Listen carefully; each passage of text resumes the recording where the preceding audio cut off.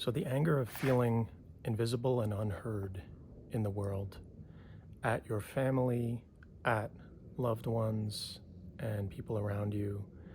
I think this is a unique thing to carry because I've struggled with this a lot in my life. And basically, it hurts a lot to feel like you're not close with your family, to feel like they don't have the emotional tools or the emotional capacity to support you. You almost feel like with people in this world that you're not on the same wavelength as. When they ask you, how are you? It's like they don't really mean it, because it's like, why am I going to waste my time telling you how I am when you don't really care? And I think I carried that and was somewhat, paralyzed and self-sabotaging and screwing up a lot in life because I generally didn't feel close with my family and I felt invisible. And that sort of carried or stayed with me throughout my life. So I felt often angry at being misunderstood, being totally invisible, because you often, it ties into your self-worth. It's like, if there's no one to tell me, hey, you're on the right track, hey, you're doing the right things, hey, these are the things that make up your identity, these are the things that give you self-esteem, or you're getting good grades at school or doing good in sports. Like, if you feel like your value really resides with, your heart, your emotions, feeling into your heart, excising emotions, growing and changing and evolving in that way. And if people around you growing up didn't speak that language at all, it's almost like a handicap. It's like you felt like you had all this capability or all this love to give or all of this life and pizzazz and contributions and skills and talents, but the people around you were like completely blind to them and totally unable to see them. So in a way, yeah, there's the typical thing where we say, okay, maybe we chose the families, maybe that is the main thing that catalyzed us into finding our own power, finding our own sense of self-love, like determining what makes us feel good, what makes us feel important in the world, not just good grades or money or status things that most people will look to, but how do I how do I build a real foundation of something deep and powerful within me that is unshakable and that is me and between me and God. And I think a lot of my life has been felt like just me and God. And it felt like I was often out on a limb and lost to the world and just feeling unloved and rejected, and like, what's even the point? It's like, I don't even think, like, I don't know if my family doesn't like me or rejects me, or is it just that I'm totally invisible? They can't even see me, like, at the frequency that I'm on, having a very sensitive heart, being a sponge, being very overwhelmed and having a difficult time in the world and having a difficult time with people's, betrayal and nastiness and the coldness of the world, as you grow up. But I think I had a lot of anger at God too, because I felt, why is existence this way? Why should I feel so alone? Why should I feel so worthless? Why should I feel that no one cares about me? Because I feel like I care about people a lot. I feel like I give a lot of love to the world, and I give a lot of love to the pursuit of finding my true self, which I believe is an act of love to the world that not everyone really appreciates, because a lot of people just appreciate if you conform and if you just fall in line and make them feel comfortable. But, I know how lucky I am, and I feel the grace of God. I feel that I've experienced miracles. I feel like I've been to the deepest and darkest hells, and I've felt completely lost to love and lost to God, and so hollowed out and so alone, like I was just broken and shattered and I would never recover. from the heartbreaks of the world, and having people um, that I did love, losing them, and important, great people. So I know now I'm starting to understand. I've lived in Sedona almost 6 years in Arizona. I moved here from New York, and it almost feels like a second life.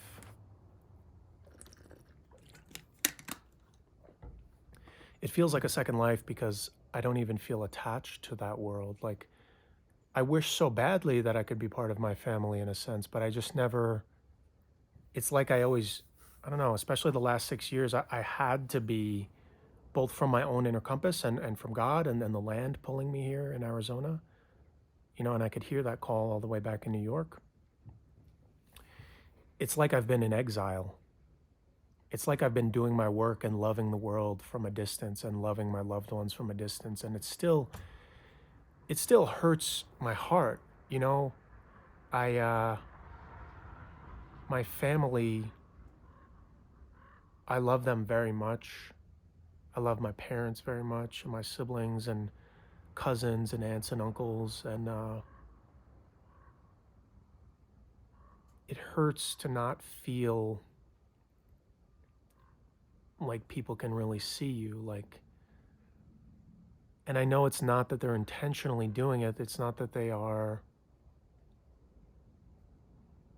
That's just sort of where they're at. That's just sort of like the spectrum of color or the spectrum of light that they see on. It's like dogs can hear in more subtle tones. They can hear a larger range of tones than we can as humans. But it's lonely because I just feel in the world I have so much love to express. Like, there's so much love within me, within you, within everyone, because we're all aspects of God. And I just want to celebrate in that, you know, circus frenzy, you know, concert, of God's love. What is this? What are these incarnations? Like, we're putting on a concert of all the varied expressions of God for a little time on the stage, and then you bow and then you exit stage left. And it's very beautiful. It's strange that, if you had this black sheep experience as a kid and you were the outsider of your family, it's like you understand it later when you've been through, the hero's journey, going out on yourself, traveling to these other worlds, being in the deep dark hells, the dark night of the soul, reality crumbling, all these almost like reality bending experiences and new dimensions of reality opening up to you through your heart. Because the heart is the portal through which all existence comes, through which all of these divine realms, all of the many different octaves of heaven, just as there's many different layers of hell. Every time you open up a new layer of hell, you open up a new octave of heaven. There's not just one heaven. How boring would that be, right? Infinite expansion, infinite growth. And that's what I've come to learn. I actually take the most pleasure and the most joy when I'm putting in the daily work. Whether that's physical workouts, journaling, meditation, feeling, expanding, growing, being present for myself, being present with myself. It's funny, the last like 3 to 5 podcasts I haven't filmed. They've only been on audio. So this is the first one I'm putting on YouTube also. But I don't know, because I just like it, because I feel like I can just not have to think or worry about my appearance, and I can just talk, like I'm talking to a close friend, just one-on-one. And that's how I like these podcasts to be. I think it's a very different medium. It's a different form of expression than video. And that's really how I do it, like talking to a good friend. And, there were a lot of times I thought I would be broken so badly that I wasn't going to come back from. Like, I was shattered into a million little pieces. And I had to learn the skill of validating myself, being there for myself, being there with God, and I did need a long break from my family and that dynamic. Like, I hated feeling invisible. It's still, I'm working on it. I'm getting better with it. I think it still can trigger me to this day. It's kind of a sensitive point when I feel like I'm talking and making things crystal clear and someone is just not hearing me at all, or they're lacking emotional intelligence, like they're lacking the basic empathy to hear my perspective and where I'm coming from. Like, I think it really comes down to people that have a reverence for life, reverence for every heart, reverence for their own heart. You can feel that in the first half second of meeting someone. So that's why it's important to search for your people. I found it's really important to search for your people and just be in the game, be like part of the world. And yeah, it's heartbreaking, it's painful to feel invisible, like you're not even part of that world if you're of a different energy, of a different frequency. But I have so much faith that these people exist, and like I've said, I feel like one of the most pessimistic people at times, where I spiral in negative thought loops. And I feel like that's a great sign of hope if I can feel optimistic. And I am very sensitive to the collective consciousness too, so I feel better things coming. And also, I just wanna, like, this is my version of wealth: to see the sacred in another, and another to see the sacred in me. If that happened in a day, then I know that I'm super healthy, super wealthy, rich in love. Um, and yeah, this thing about being emotionally underdeveloped, it's tough because you just feel like when you're not meeting people that you feel like are genuinely caring, you feeling like you're a mannequin, or you have to play dress up, or you have to like be a supporting character in their movie. That just gets exhausting. You're just like, I want to break from this game. I'm sick of pretending. I'm sick of faking. And I just really want to be around soul family and loving people. And I'm grateful to have this platform to put myself out there, hear from people, work with people in sessions. And I've met some really great people, and I'm grateful for that. And that's what gives me joy and hope and purpose is, someone hears my message and says, oh, I feel a little bit less alone, or I feel a little bit less crazy. I thought I was the only one that thought that, because that's where I was coming from most of my life. So the way you can harness this feeling of invisibility and feeling like you're screaming at a brick wall, or you're screaming into a void, say with people in your life or your family or loved ones, and you have this pain that they were never there for you in the way that you needed, you can harness it by doubling down on your inner work, but really doubling down on the nurturing that you do for yourself, and forgiving yourself. Forgiving yourself where you overextended yourself to people that could not reciprocate.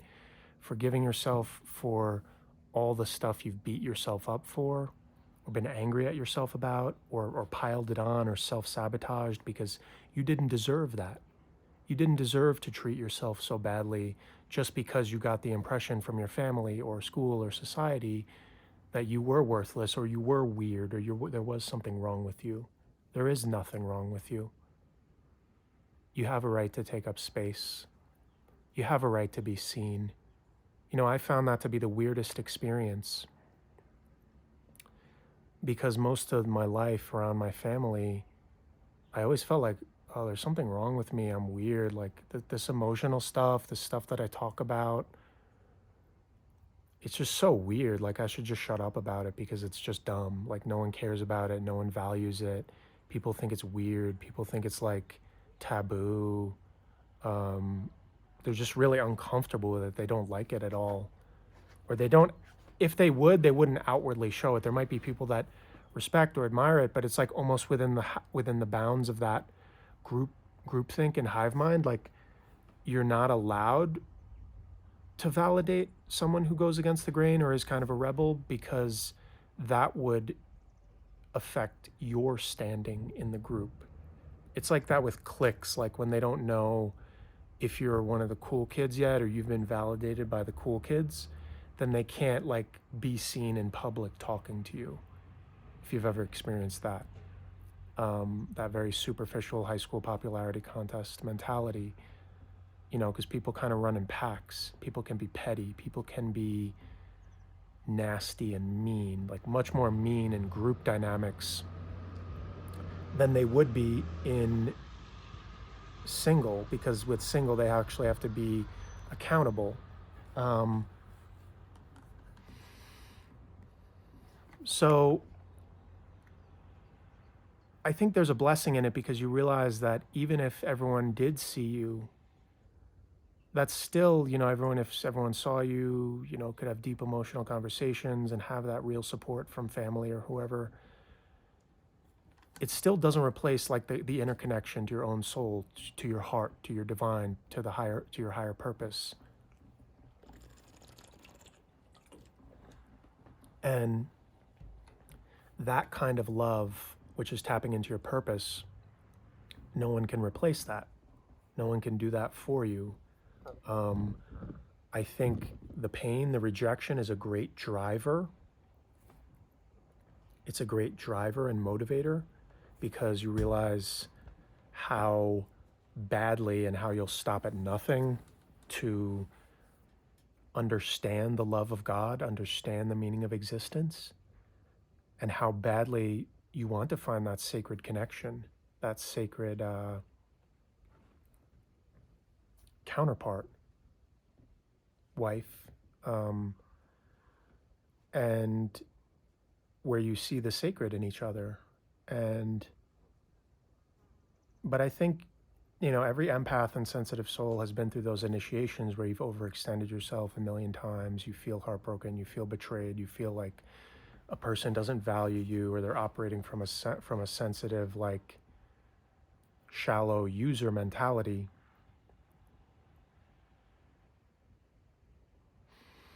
But I would say you start to learn, those places where you feel totally invisible, or that people are ego driven, or you feel like totally misunderstood because they're not even, you're coming from a place where you're feeling the collective consciousness all the time. You're feeling like more at a global level, like more open-hearted, more just seeing the best in people, just having sincere intentions, loving intentions. And I've worked with people in sessions that like have come to me, and I try to help them through this, like, because I've struggled with the exact same thing. You're you're projecting all these qualities of kindness and open-heartedness and higher values onto other people, but you just learn at some point that you just have to know where to not overextend yourself, and you have to realize like not everyone's going to see you. And in a way, you're kind of not even like, sometimes I ask, like the disparity and the gap in frequency is so massive that I'm like, am I even here? Like I literally feel like I'm not even here sometimes. I feel so invisible. Like, am I a ghost? Because people are so stuck in their thought patterns and their repetitive behaviors. It's like, are you feeling anything in your heart? Like, do you desire to connect with anyone? Or are you just totally satisfied with just following rules and watching shows and parroting what the media said? Like, is there any original thoughts in there? Is there any like fire? Is there any like greater desire for love or transcendence, or like fighting for a greater cause, or like, I don't know. Maybe I'm judgmental at times, but it boggles my mind. It just baffles me because I'm trying to stop putting mental energy towards that and like trying to figure out why people are so flat or like have nothing in them, and you're just trying to spark something or talk to them, and it's just like, oh, nothing there really. Nothing there. Got to move on. So you really do have to start to be selective about who you connect with, who you're around. And I know from a certain perspective that might seem like elitist or snobbish, but you got to understand from our perspective how exhausted we are pouring our energy and pouring our love into people that can't receive it, can't even hear it, can't see it, can't sense it. It's like, I'm sick of playing the role of mannequin. I want to find my people. Um, but yeah, there's that aspect of it, and there's that the other aspect where I'm like, I'm super grateful as to why exactly all of this happened this exact way, because I otherwise would not have learned to turn it towards myself, be accountable to myself, own my own power, understand what was my real motivations, why I'm doing what I'm doing, finding that raw core heart of existence, and then from there completing the hero's journey, completing your initiations, as a wounded healer, healing yourself, going through all these trials, all this betrayal, all this hurt, all this abandonment, the black sheep, and then coming into your power so you can have the necessary compassion for others' suffering and others' pain, and you can see it clearly. You've been through it, you've conquered it, you've transcended it, and now you can lead the others out. You can show them the way out of their maze.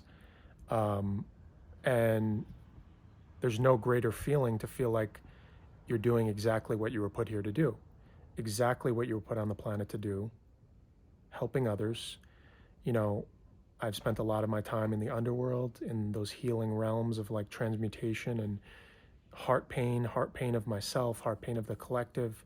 But it was all learning, it was all preparation for the times to come. And you may be feeling that resetting or that new chapter. Like the last 5 years have been brutal in many ways, um, like in Underworld, Dark Realm, in the collective consciousness, just the density, the heaviness, people leaving the planet, souls leaving the planet rapidly, a lot of them. I maintain that we knew exactly what we were doing. We came here for a reason. We have a purpose. And I just try to amplify that purpose every day. I try to get to the people and speak to the people that can hear me and put my messages out there so that others can feel less alone, so they can feel uplifted, so they can see a way out. And I wish that for everyone else too, is to be useful and connect exactly with the souls that are on your frequency. But when you're a kid, you don't know, because you're trying to connect with your family. You're trying to connect with your blood family. You think you're supposed to be close with them, but then later you learn, there's a lot of families. There's like your higher family, galactic family, your soul family, people that are more resonant in soul and in heart. And we have to get out there and find them. It's that simple. It's an active time. You came at a transformative time on the planet. You got to go out there and meet them. Yeah, we've all been doing our inner work. We've been finding our power. We've been going through this pain and these dark nights of the soul. And now we're getting ready to, more of us come together, more of you that are listening right now, like to own your power, own your greatness, use your gifts and your skills and your talents, and realize that it's not even about you in a way. Like it's so much bigger than you. There's so many people that can benefit from the way you speak, your life experience, your life story. I don't care who you are or where you come from. You have something to contribute to this world. You just do, because you exist, and that's it. And there's people out there that can be benefited by you, whatever that means, or however you are connecting with others. I know it's been a hard time. It's been a time where we've all had to be cocooning in a way to be protected from the nastiness. And just like this just crossfire and nastiness and psychic attack and all this junk and garbage in the psychic field and the collective consciousness, it's just mayhem everywhere. Like the world is collapsing so fast. It's like, what's real? What's even real? It's like a whole realm is collapsing in on itself. Like this reality doesn't feel real anymore. And I think if you've done a lot of work, you can relate to that, of like, you're like floating above watching it from a distance. Like it doesn't, like those things that are going on, it's with the mainstream media and like family and sports and current events, it just feels that's like so played out. It's like an old DVD or VHS or something, and it's like a movie that was playing, you know, or some Netflix movie. It's like, whatever. Like it is what it is, but we're kind of done with that, right? It's there's something new that like there's a new energy that is pervasive, that is everywhere, that is seeping into every aspect of reality. And it's even getting weird for unconscious people, people that you wouldn't think would even have the slightest clue what you're talking about when you say these things, the changes in reality, the global shifts, the collapsing of the old reality, the birthing of a new, the fabric, the literal fabric of the hologram, the fabric of time and space. Wow, who knew all this shadow work that you were doing, yes, I'm talking to you, from the comfort of your own home or wherever, not comfort or, crying your eyes out over someone that broke your heart or grieving a death or dealing with a toxic family system, healing this, transcending it, breaking these generational curses. Who knew that all of us doing this together, whatever percentage of light workers and starseeds are out there of the planet, I don't know, what is it, 20, 30, 40% tops, maybe 20, 30% of the planet. But I still think every soul has a place in the divine symphony, the divine orchestra, but like it feels like you've been tasked with taking on the brunt of it, the brunt of the load, and transmuting all this energy and breaking these curses. And literally, we're seeing the fabric of reality change on a global scale because of inner work. It's the only reason, because of inner work. Because of the things you purge out of your energy body, you purge out of your heart, and then you can beam out more love. But you can beam out more love because you confronted the angry, the nasty, ugly, brutal stuff that was stuck in your body or that you accumulated from trauma or abuse or generational curses, just things that you inherited in your DNA. So it takes so much courage to do this work. And it's just weird how you can't say that, because when you say that to most people, they're like, huh? What does that mean? What does that mean? I thought you were just, you're a good, happy boy and you just, think positive thoughts and you 10x your sales, right? And you cheer the sports team on because you're a good, happy boy. You feel like you're talking to robots sometimes. So I just want to amplify that love, but it's hard. You realize you do have to draw boundaries, and there's certain people that do drain you, like, and you just do have to love some people from afar. But it's so precious to meet people like that when I encounter them in the world, or that I meet through this, the social media platforms or having this podcast. Like when I meet people and they're kind of like teaching me about myself too, because they're kind of feel similar to me or feel drawn to me in some way. And then I'm learning about myself and it's like, wow, I've met some really amazing people and I'm really lucky. I know I get down and I get angry and I get pessimistic, but I still carry this hope every single day. And that's why I'm trying to spark others to keep at it, keep hopeful, keep connecting, keep putting yourself out there in whatever way that is. It doesn't have to be social media. You're going to the track, you're going to the park, you're going to some community function, you're just keeping that hope open so you're not closed off to the world. It is kind of a numbers game. If we're talking like sensitive, open-hearted, good-hearted souls, just go out there and talk to enough people. If you talk to 20 people in a day, odds are one of them is going to be a nice, compassionate, kind, emotionally intelligent person. Yeah, then you might get shot down 19 times, but isn't it worth it?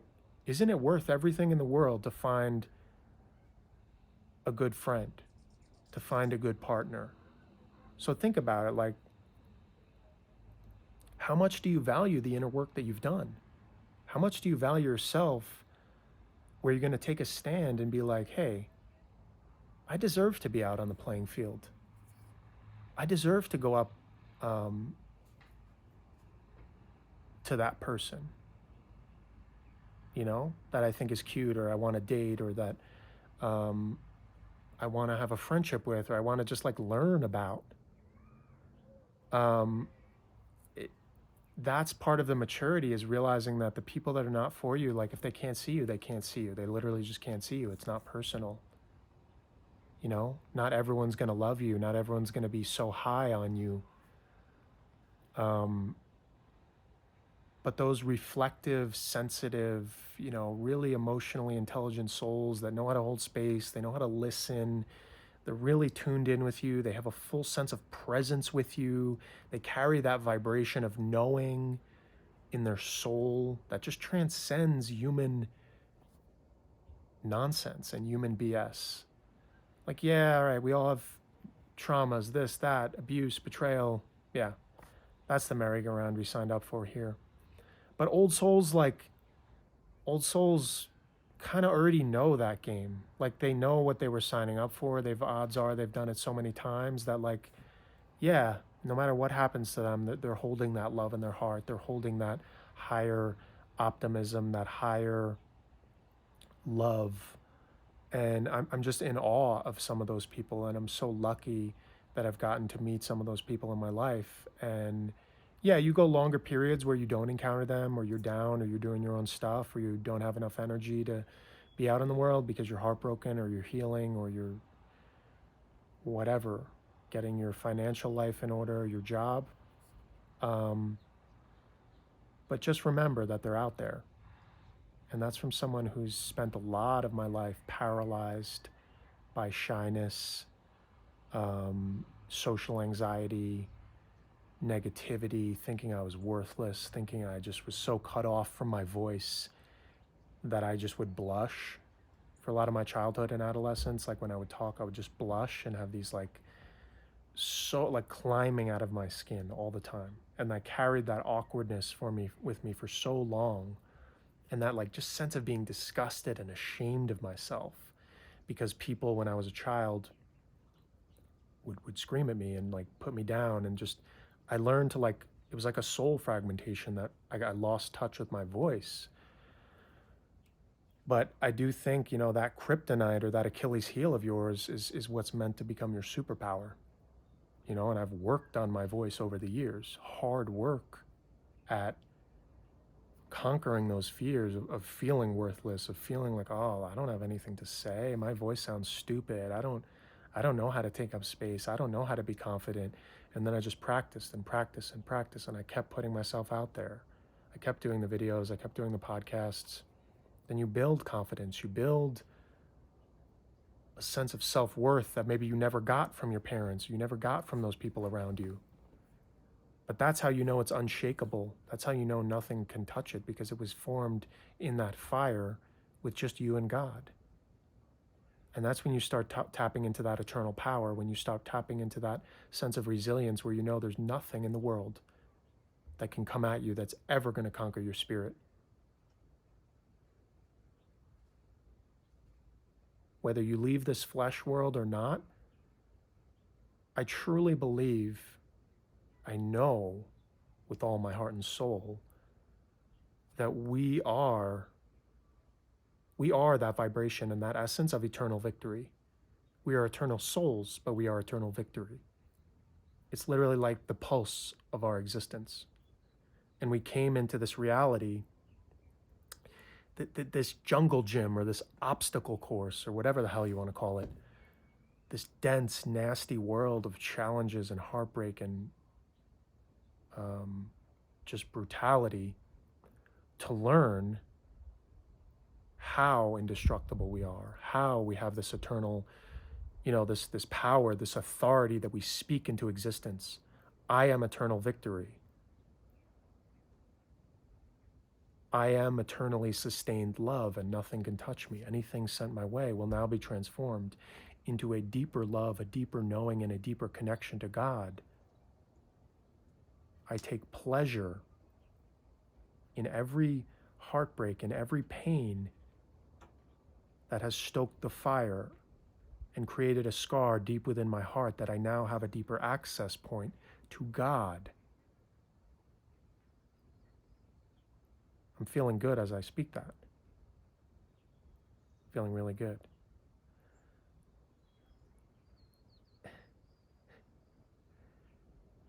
Like, they say the words you speak, your cells in your body are taking instructions from you. I probably spent a lot of years speaking some pretty nasty things to myself and some pretty nasty things to the world. And I've been down that rabbit hole enough.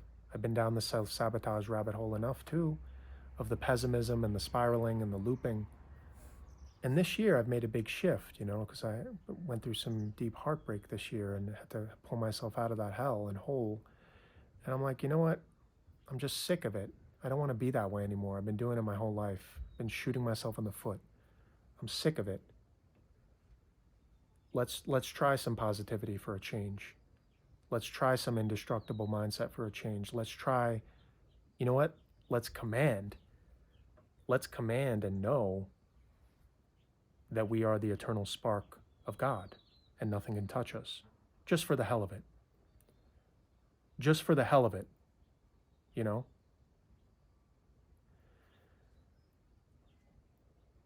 Owning your power, owning your greatness, doubling down on God, doubling down on your power. Hey, I'm backed into a corner, some nasty forces, psychic attacks, spiritual warfare. Hey, what the hell? Let's double down on God. Let's find out how powerful we really are. Because really, in essence, all this is doing is showing me who I really am and showing me a deeper fire and a deeper power and into the deeper core essence of eternal victory, which is our essence.